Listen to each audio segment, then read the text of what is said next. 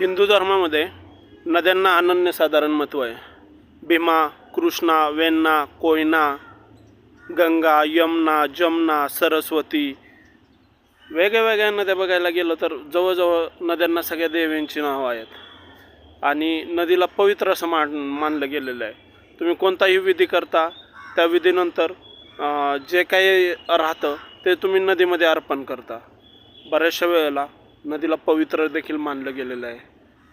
मात्र आजकाल जर नद्यांची अवस्था बघितली तर ही अतिशय माणसाने प्रदूषित केलेली गलिच्छ अवस्था होऊन बसलेली आहे.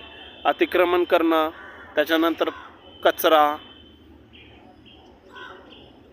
टाकणं, प्लास्टिक टाकणं आणि कारखाने जे आहेत ते कारखान्यांचं जे पाणी केमिकलनं हे झालेलं म्हणजे त्यांचा प्रॉडक्ट तयार झाल्यानंतर जे काही प्रदूषित पाणी आहे ते कोणतीही प्रक्रिया न करता नदीमध्ये सोडलं जातं.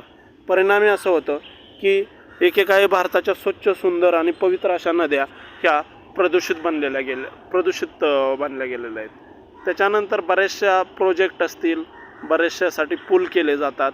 नदीचा मूळ प्रवाह हा वळवला जातो आणि ह्या कारणामुळं बऱ्याचशा वेळेला काय होतं की पूर येणं, पुरामध्ये लोक वाहून जाणं, शहरामध्ये पाणी शिरणं, ह्या ज्या गोष्टी घडतात ह्या नदीची ह्याच्यामध्ये काही चुकी नसते. ऑलरेडी काय झालेलं असतं की आपण अतिक्रमण खूप केलेलं आहे. नदीचं जे मूळ पात्र आहे ना, ते मूळ पात्र आपण ठेवलेलं नाही. मोठ्या मोठ्या बिल्डिंगांना परवानगी दिली जातात.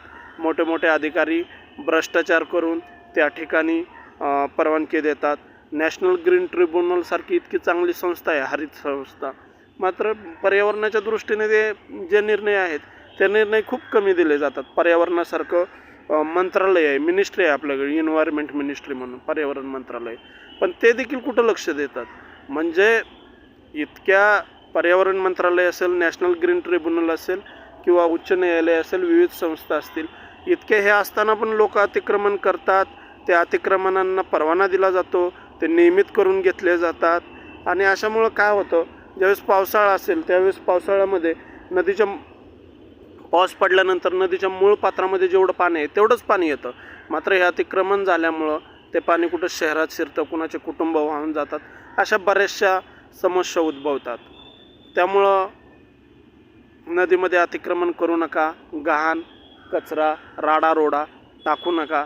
शेवटी नदीला आपण मातेची उपमा दिलेली आहे, गंगेला देखील आपण मातेची उपमा दिलेली आहे. लक्षात घ्या, जर नदी वाचली तर